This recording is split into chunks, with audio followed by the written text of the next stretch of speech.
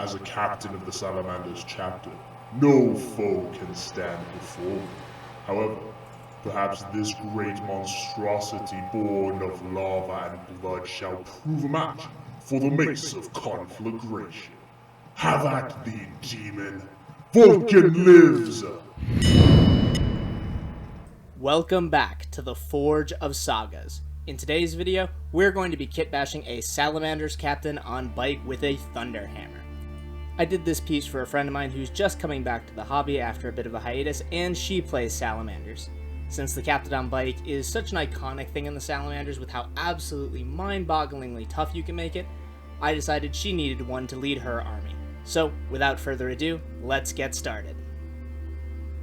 The first piece I used for this conversion was a 3D printed Salamanders bladeguard veteran. My cousin printed this up for me in resin, and it's really nice detail. But some of these details are going to have to go in order to make this torso fit with our bike. So I grabbed my Dremel to cut through this because 3D printed resin models are actually really durable, in that they can be a little bit more resistant to things like clippers or X-Acto knives. So here I'm using my Dremel to cut this out. The first thing I did was remove this dragon scale tabard from the back of the model. This is going to allow me easier access to the legs so that I can remove them so that we can reposition them on the bike later. Here's where I need to put in just a little bit of a disclaimer.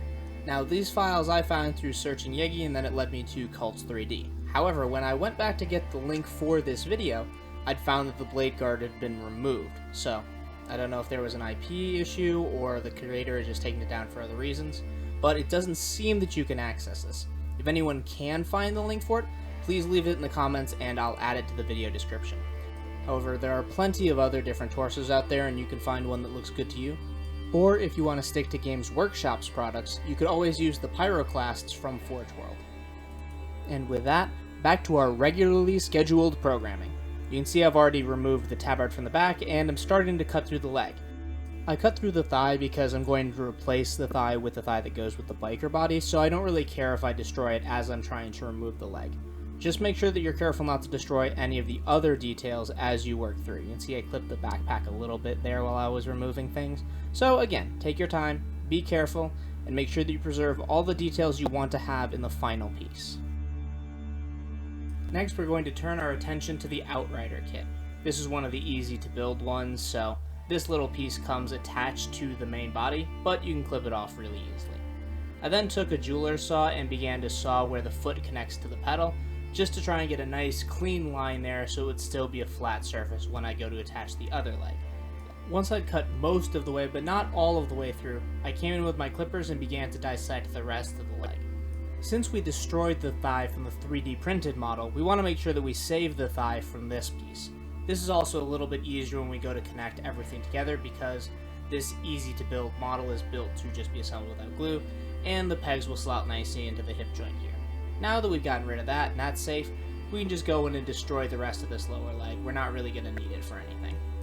But you should still be careful so that you don't destroy any of the detail that's on any of the piping or the pedals. Now we can finally start to do some assembly.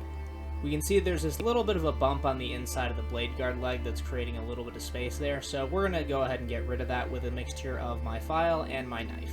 Make sure that you dry fit here a lot as you go along to make sure you don't file away too much that you then get the legs sitting at an awkward angle. Once you're done with that, we can go ahead and assemble the rest of the body of the Outrider bike. This panel here is what that pipe was connected to before I cut it off, but since this is the push fit version, it slides right in really nicely. Nice firm bond right there, don't even need to add any glue at this stage. It's really nice. So we can go ahead, grab our leg, and test fit it to make sure that it's sitting at a good angle relative to the entire body of the bike. Looks like it is, so we are ready to move on to the next step. Next, we're going to come in and remove the torso from the body of the Outrider. We're going to bring our clippers in and snip it just above the belt so that we can replace the torso with our 3D printed torso that has a lot more of that fun salamander detail. Once you got the torso free, come in with your knife and files and clean up any of the edges that you need to make sure it's nice and flat. We're going to do the exact same thing on the front of the torso, just trying to get that belt away from the chest piece. Next, we're going to return to our 3D printed torso and the Dremel. We can see there's still those bits of the thighs that we have on there, so we're going to come in and carve those out, as well as any points that are below the waist of the model that we need to get rid of. I did end up opting to preserve the salamander belt buckle, however, as the salamanders are master craftsmen. All those little details really reinforce the character of the piece, and I felt it was really neat. So I'll keep this belt buckle and get rid of the one that came from the Outrider body. Now it's time to dry fit our torso and our lower legs. I got a little bit aggressive with how much I shaved away from the marine torso, so there is a little bit of a gap, but the torso is sitting at the right angle for the bike, and the belt buckle isn't going too far that it's going to obstruct the hip pieces, so I'm going to go ahead and glue this together and we'll fill in the gaps later. To fill in the gaps, I mixed up some milliput and worked it in there slowly using a sculpting tool. Make sure you have some water or Vaseline on hand for this step. It'll prevent your tools from sticking to the milliput, and it'll help you achieve a really nice, smooth finish, and you won't have to come in with a small file or a tiny piece of sandpaper to work out any rough edges. The last piece we need to attach is the hip from the Space Marine Outrider. You can see I'm trying to fit it in here just to see how it looks and see what modifications I need to make. And the biggest thing you're going to have to do here is just make it flat. So as soon as I retrieve it, I'm going to bring in my knife and make it nice and flat so we have a good, solid connection point for the leg. We're then going to go ahead and do the exact same thing on the leg with a file, again, just making sure that it's nice and flat and we have good connection points on both sides. With that finished and everything pressed into place, we can see that there's still a little bit of a gap on this side and a very big hole on the other side. That hole came from the fact that this was the Lieutenant bike from the easy-to-build Outriders, and there was a big Space Marine helmet there that had to go because, obviously, our guy is already wearing a helmet. But that's fine. We can come in and we're going to fill in these gaps with some more milliput. So again, just mix it up, push it in, have your water Vaseline to make it come out smooth, and you'll be fine. Obviously, on the other side where we have that hole from the helmet, we're going to need a much bigger piece of milliput. So we're just going to make a small kind of ball and press it into place. We don't have to do a ton of detail on this because we are going to cover it up later using bits that we can recycle. Just make sure you fill in the gaps and get the general shape of the Space Marine leg there, and we can move on to the next step. So we can see here that this looks absolutely awful, but worry not, because remember the tabards we had from before? These are going to cover that up perfectly, with a few modifications. There are two ways we can go about reshaping this to cover up that little bit of a gap. The first is to apply heat to it and bend it. Here you can see me using a hairdryer. This actually didn't get it hot enough for it to bend fully, so I ended up going back and using a heat gun instead to make sure that I got all the heat I needed. Make sure that you have something like a silicone brush or a pair of needle nose pliers to actually hold the piece, as you don't really want your hands in the way of that much heat. The other option, which is what I ended up doing, was breaking all of it down into smaller pieces between the tower we had in the front and the back, and combining them in a way that looks the most natural. I know it's kind of hard to make out the details of the scales on camera, but once we get it fully painted up, it'll look fine. I also wanted to add this salamander shoulder pad to the left arm, but because it's easy to build, if I can hold on to this piece, you can see that it already has the shoulder mounted on it. So we're going to have to come in with our clippers and clip away at this until it's completely gone. This can be a bit of a time-consuming and awkward process, but keep at it and remember to dry fit constantly so you don't cut away too much material. Also, the dry fitting will help you know where you need to make additional cuts. Just keep at it, and you'll eventually wear it down enough that you can attach the shoulder pad that you want. Of course, he also needs a melee weapon, and for a salamander, there's no better weapon than the Thunder Hammer. I did have to make some minor adjustments though, because the way the elbow and the forearm are connected, it's a weird angle. It's not how you would swing a hammer. And let's be honest, this Thunder Hammer looks a little more like you would use it to play whack-a-mole at the arcade than to bash the enemies of the Imperium in the head. So we're going to have to upgrade that to something a little cooler. Now, what could be more epic for a salamander than to have 3 giant flaming iron balls on the end of a chain? The part I chose for this was the Flail of Corruption from the Blightlord Terminator's kit. I used my knife to remove the hand from the rest of the Terminator arm because it's got all these nergly bits on it, and then shaved it flat to make sure I had a nice connection point between the hand and the bladeguard veteran arm. We're going to attach the flail to the handle in an upright position as opposed to hanging down the way we see it on the Terminator kit. You can see that this lines up really nicely. All we have to do is shave off a little bit of a nub that's at the top where the chain connects to the handle. Then I took my knife and cut off the top right where it meets the handle. We're going with a one-handed grip as opposed to a two-handed grip, so we do not need this other Terminator arm, so it can go. Once everything's been prepared and is nicely flat, you can go ahead and glue together all the different parts of the arm. we're not going to cut that shaft just yet because we want to be able to hold it up to the model and see exactly how long we want our handle to be. Of course, that's the one part of this project I forgot to film. So, the next thing you do after you've decided on your length is get a nice clean cut with your knife, make sure that it's nice and flat so that we can attach the flail to it. I put a little bit of blue tack under the arm to keep it in place as I tried to figure out what angle I wanted the flail to be at relative to the arm. This is where I discovered that, we have an anime protagonist level weapon. But it doesn't matter. He's a salamander, he's got the strength of Vulcan, he can wield it.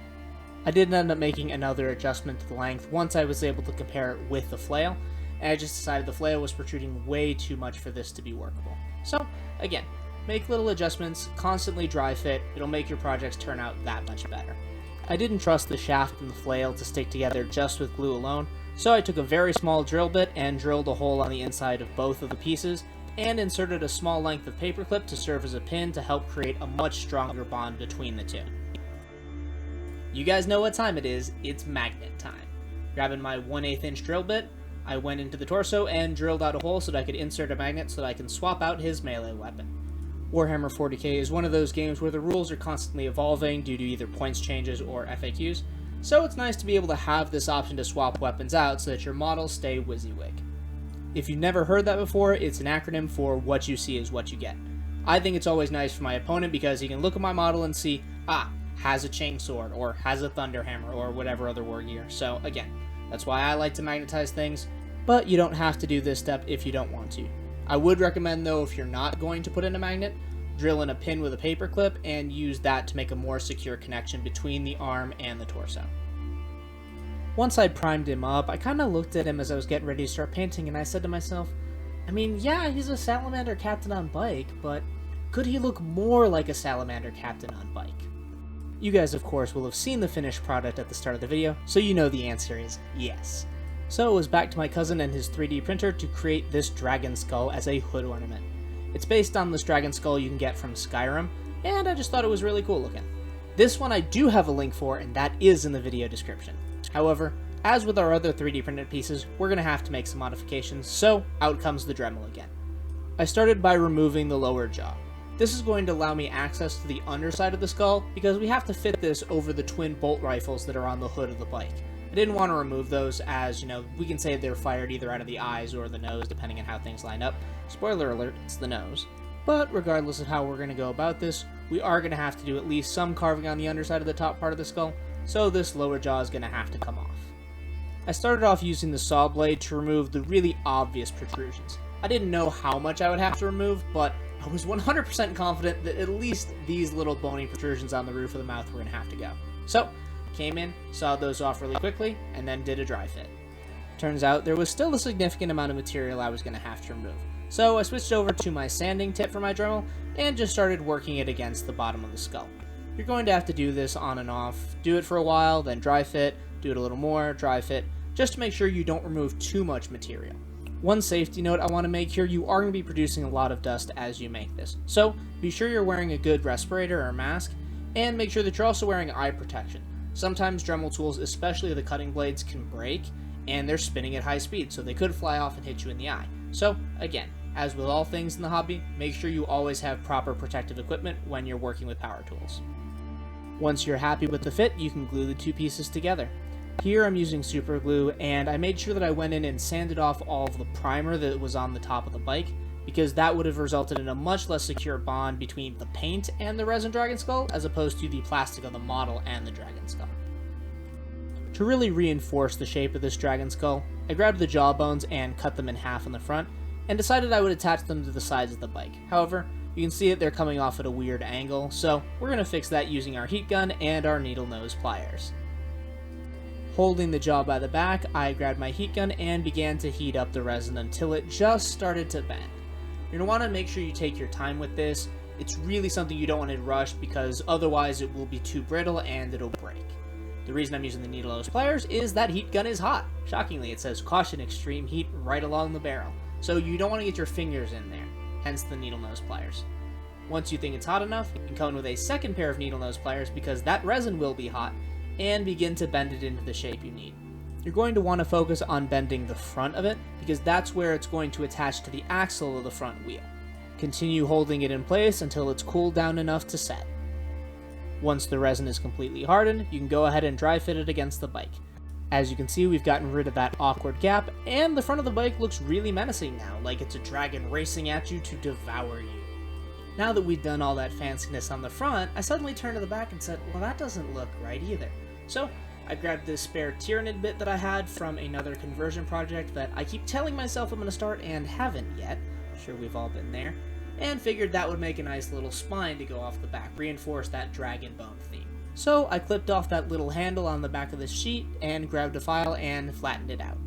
I came in and removed all the sprue tabs that I would normally remove in my prep, but again, I hadn't planned on this piece, so it's just something I'm going to have to do right now. I also got rid of that little bump that's on the bottom where it would normally mount onto whatever Tyranid monster this comes from. That way it would sit nice and flat against the back of the bike. With this final little detail added, you guys are ready to prime. I'm going to go paint on some primer, and then go ahead and paint this baby up. After a paint job and some thematic lava field basing, I think we can say this Salamander's captain is ready for the battlefield. If you enjoyed this tutorial, please give us a like and subscribe to the channel to keep up to date on all of our other content. You can also leave a comment below if there's any particular HQ or other character model you'd like to see me convert. As I said in the intro, this is a gift for a friend to celebrate her coming back into the hobby, and to be honest, I really enjoyed exploring other factions within 40k. So if you guys want to see me branch out from my usual Scarab Guardians and Dark Mechanicum builds, feel free to leave me a suggestion in the comments and I'll look into it. I want to thank you guys so much for joining me today, and I hope to see you again the next time we ignite the Forge of Sagas.